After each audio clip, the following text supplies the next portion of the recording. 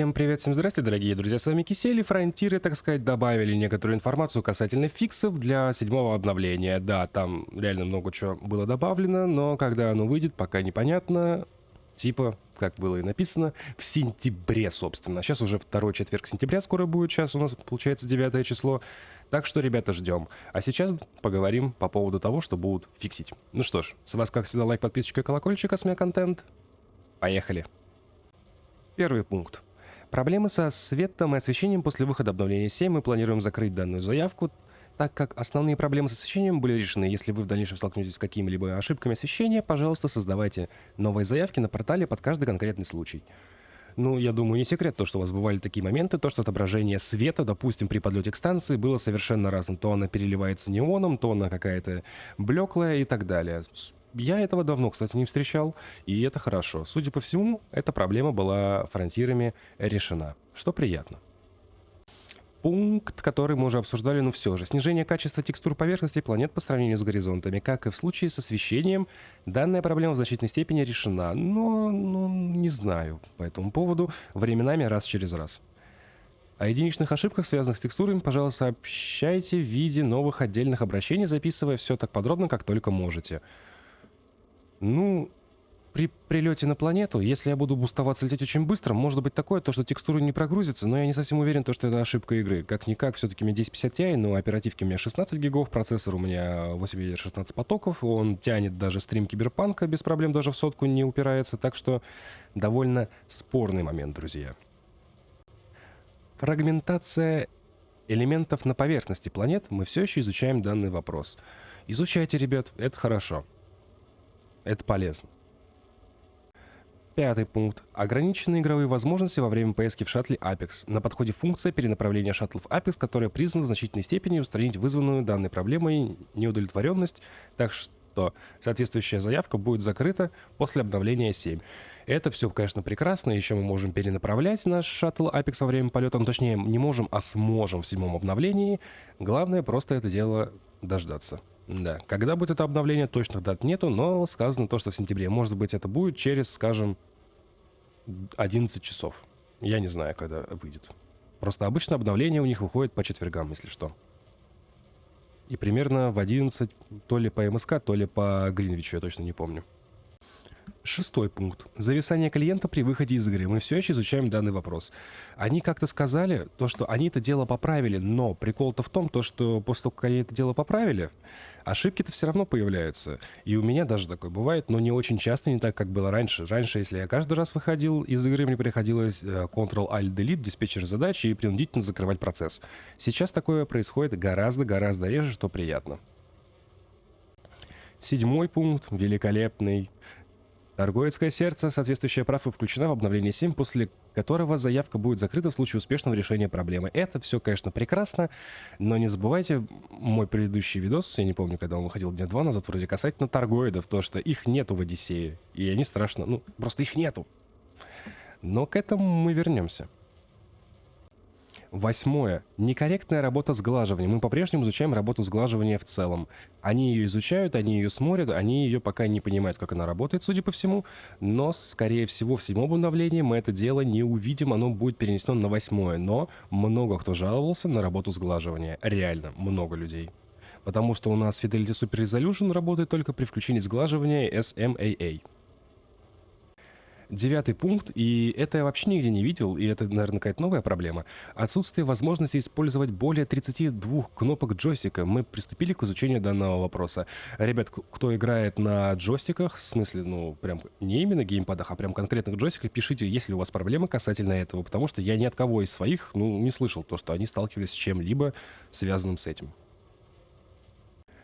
Десятый пункт. Тут уже интересно. Усугубление проблем с производительностью после обновления 5. Дополнительные правки ожидаются с обновлением 7. При этом мы постоянно проводим оптимизацию, продолжим в дальнейшем.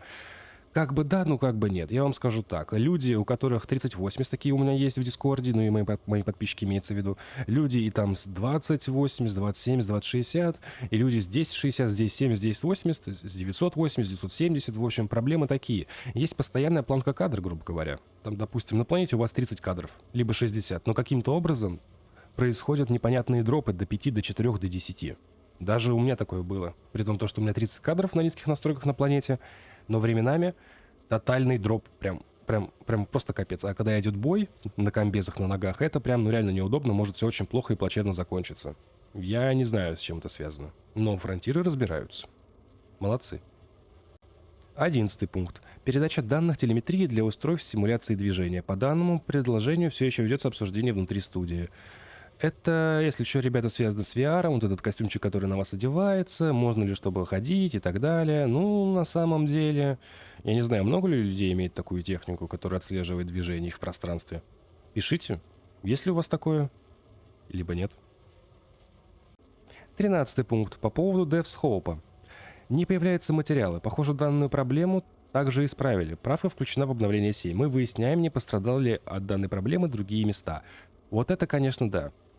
Можно починить одно место, но сломать другое. DevScope, там можно пофармить промышленные материалы, но многие жаловались, что их там нету. И еще там как-то странно криво работает релок. То ли он работает на рабочий стол, то ли он не работает, непонятно. Я просто еще даже не летал, не проверял это место в Одиссее. Надо бы, наверное, слетать. Еще одна хорошая штука. 14 пункт. Зависание анимации перехода в гиперкруиз на значение 0. Таймера все еще прорабатывается. Такое у меня было часто. То есть FSD там 3, 2, 1 и бесконечный туннель. Либо туннель там на полминуты на минуту. Это на самом деле раздражает. Плюс еще бывают такие проблемы, связанные с выходом из гиперкруиза, когда вы подлетаете к станции, нажимаете J выход из гиперкруиза, вы вылетаете не там в 5-10 километрах от нее, а в 500-700.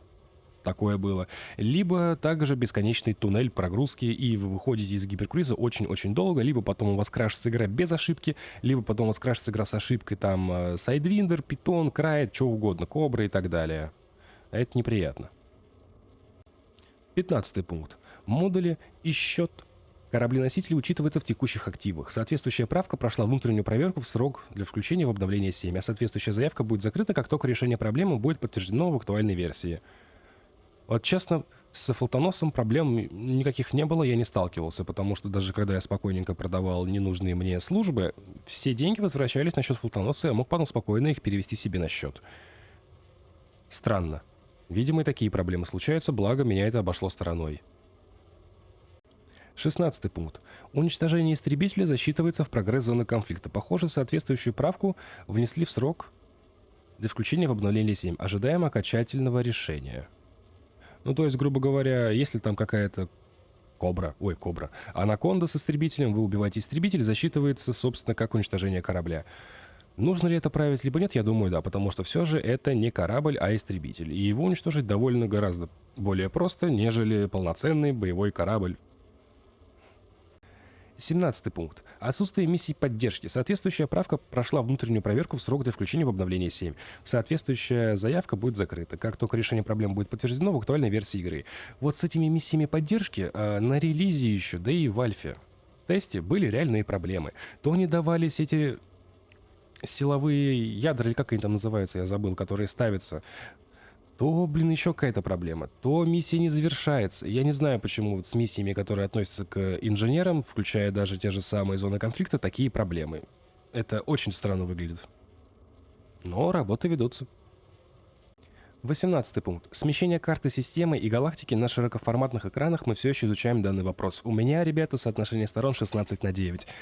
Знаю, наверное, только одного, ну, так тесно общаюсь с одним из подписчиков, у которого 21:9, у него проблем вроде с этим не было. Если что, пишите, если у вас широкоформатные мониторы, есть ли у вас проблемы касательно отображения карты. Спасибо. Потому что я вообще такого не слышал. Потому что такие проблемы вообще как бы бывают. Не удается поделиться миссией и наградами с командой. Речь идет о миссиях Крыла. Некоторые соответствующие правки включены в обновление 7. Дополнительные запланированы в обновление 8. То есть, если, грубо говоря, они что-то там поправят в 7-м обновлении, но еще и будут поправлять в 8-м. Скорее всего, починят, но не полностью. Поедет, но не быстро. А теперь поговорим о пункте, который я пропустил намеренно. 12-й пункт. Отсутствие перехватчика торгоидов в нечеловеческих сигналах в Одиссее. Соответствующая правка прошла внутреннюю проверку в срок для включения в обновление 7, а соответствующая заявка будет закрыта, как только решение проблемы будет подтверждено в актуальной версии игры. Ну, видимо, все-таки, ребята, не у меня проблемы с торгоидами, и руки у меня прямые в плане их поиска, просто их реально нету в Одиссее. И проблема не только у меня. Репорт, видимо, дошел, да еще, наверное, не только я отправлял всю эту инфу фронтиром, так что, слава богу, наконец-таки мы сможем нормально с вами пофармить торгоидов, учитывая то, что сердца не будут баговать и то, что они будут находиться там, где должны. Это очень приятно, потому что, ну, если вы помните то видео касательно таргов, бомбящее, которое я выпускал, я слишком много приготовлений к этому делу подготовил, и в итоге вот так вот. И, друзья, пожалуйста, пишите, какие проблемы у вас с Одиссеей, какие у вас баги, но не связанные с производительностью, потому что, как-никак, железо у всех разное. Если связано с производительностью, и у вас мощная видеокарта и железо, пишите, какое у вас железо, и, ну, обсудим это дело. А у меня на этом все. Всем спасибо, что смотрели, ставьте лайки, подписывайтесь на канал, жмахайте колокольчик. В описании под видео будет ссылочка на плейлист со всеми видео касательно Light Dangerous, друзья, и там не то что много, там очень много чего уже отснято, но работы предстоит много, как-никак новые обновления, Одиссея, различные вкусняшки, комбезики, наземные миссии, материалы, инженеры, ну, торгоиды, опять-таки. Много чего еще предстоит снимать. Плюс, многие видосы я структурировал в различные плейлисты. Это означает то, что вас ждет 21 плейлист в описании под видео. Обзоры кораблей, топы кораблей, как собирать различные фиты, материалы, инженеры, торгоиды, стражи, вооружения, интересные места. Ребята, дофига чего, даже уже и до Одиссеи добрался. Наземные миссии, инженеры опять-таки, ручное вооружение и так далее. Плюс будут ссылочки на социальные сети, такие как Инстаграм, группа ВК, Дискорд-сервер и Телеграм-канал, где публикуется информация о выходящих видео непосредственно в день их релиза, друзья. Также в Телеграме и Дискорде имеются чаты, чтобы вы могли общаться друг с другом на различные темы касательно различных игр, искать себе компашку, чтобы поиграть хоть в кайску, хоть в дотку. Не осуждаю, я сам играю в довольно большое количество игр с разными жанрами, разными сеттингами, так что нормально. Плюс моя эскадрилья получила минорную фракцию. Что это означает? Вы можете вступить в нее и как бы расширять ее. У нас есть свои системы, есть свои космопорты и станции, так что welcome. Но места осталось мало, там в районе 70 либо 60 и все уже. Вся подробная информация в Дискорде, правила вступления и так далее. Также, пожалуйста, пишите, какие видео вы хотите видеть на канале, какие обзоры, какие гайды, какие стримы. Спасибо. А на этом давайте прощаться. С вами был Кисель, всем до встречи и пока-пока.